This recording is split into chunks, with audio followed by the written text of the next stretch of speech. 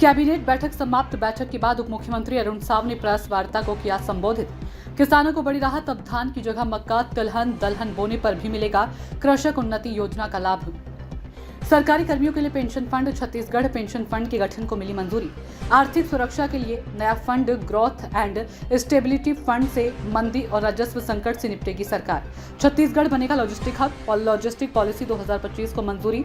रोजगार और निर्यात को बढ़ावा। जन विश्वास विधेयक पारित, छोटे मामलों को अपराध की श्रेणी से बाहर करने का फैसला।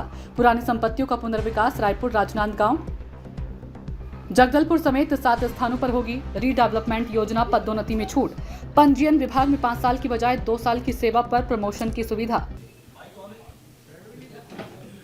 मीडिया के सभी साथियों, आप सभी का हार्दिक अभिनंदन है, स्वागत है। आप सभी को राम राम, जय जोहार। आज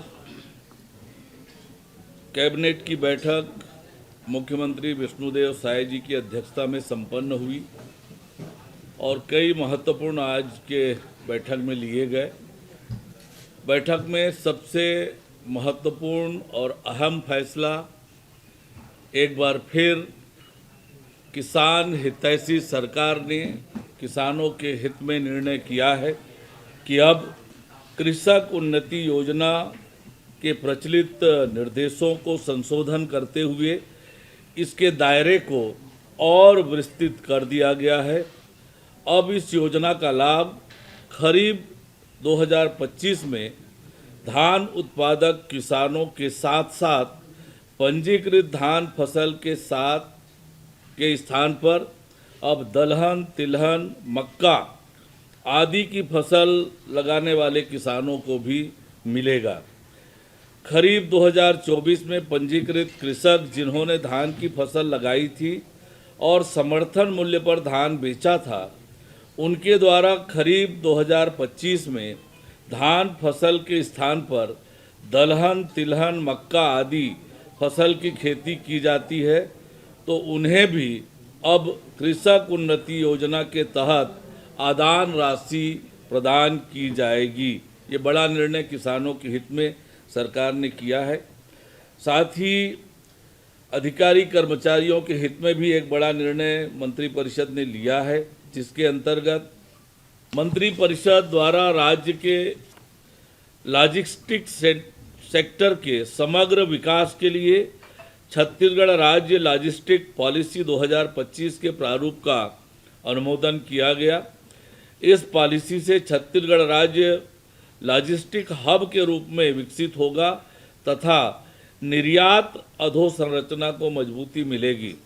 राज्य की भौगोलिक स्थिति का लाभ लेते हुए लॉजिस्टिक सेक्टर तथा ई कॉमर्स की राष्ट्रीय एवं बहुराष्ट्रीय कंपनियों को लॉजिस्टिक हब की स्थापना के लिए निवेश के लिए आकर्षित किया जाएगा। राज्य की भंडारण क्षमता में वृद्धि होगी, जिससे प्रदेश के उद्योगों, व्यापारियों और किसानों को सस्ती भंडारण सुविधा मिलेगी। प्रदेश में लॉजिस्टिक में लगने वाले लागत कम होने से व्यापार, निवेश और आर्थिक विकास को बढ़ावा मिलेगा। इस नीति के माध्यम से dry port, inland container depot की स्थापना को प्रोत्साहन करने से सूक्ष्म, लघु एवं मध्यम उद्योगों तथा स्थानीय उत्पादकों को मंत्रिपरिषद ने प्रदेश के विभिन्न विभागों, निगम, मंडल, कंपनी, बोर्ड के पूर्व निर्मित एवं जर्जर भवनों तथा इनके स्वामित्व की अनुपयोगी शासकीय भूमि के व्यवस्थित विकास और सदुपयोग के लिए रीडेवलपमेंट योजना अंतर्गत 7 योजनाओं को स्वीकृति प्रदान की है।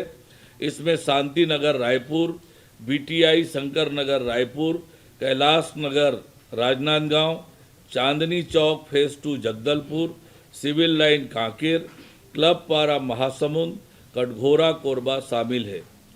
मंत्रिपरिषद द्वारा वाणिज्यिक कर पंजीयन विभाग के अंतर्गत उच्च श्रेणी पंजीयक, लिपिक रिकॉर्ड कीपर की तृतीय श्रेणी कार्यपालिक उप पंजीयक के पद पर पदोन्नति के लिए विहित 5 वर्ष की न्यूनतम अहरकारी सेवा को केवल एक बार के लिए न्यूनतम अहरकारी सेवा 2 वर्ष निर्धारित करने का निर्णय लिया गया। सूचना इंडिया के सभी दर्शकों को बधाई। अब आप सूचना इंडिया देख सकते हैं जियो टीवी चैनल नंबर 4053 पर भी। साथ ही सूचना इंडिया के सभी सोशल प्लेटफॉर्म इंस्टाग्राम, फेसबुक और ट्विटर से जुड़े और पाएं आपके क्षेत्र से जुड़ी हर एक खबर। अगर आप खबरें पढ़ने में दिलचस्पी रखते हैं तो अभी लॉग इन करें www.सूचनाindia.co.in पर।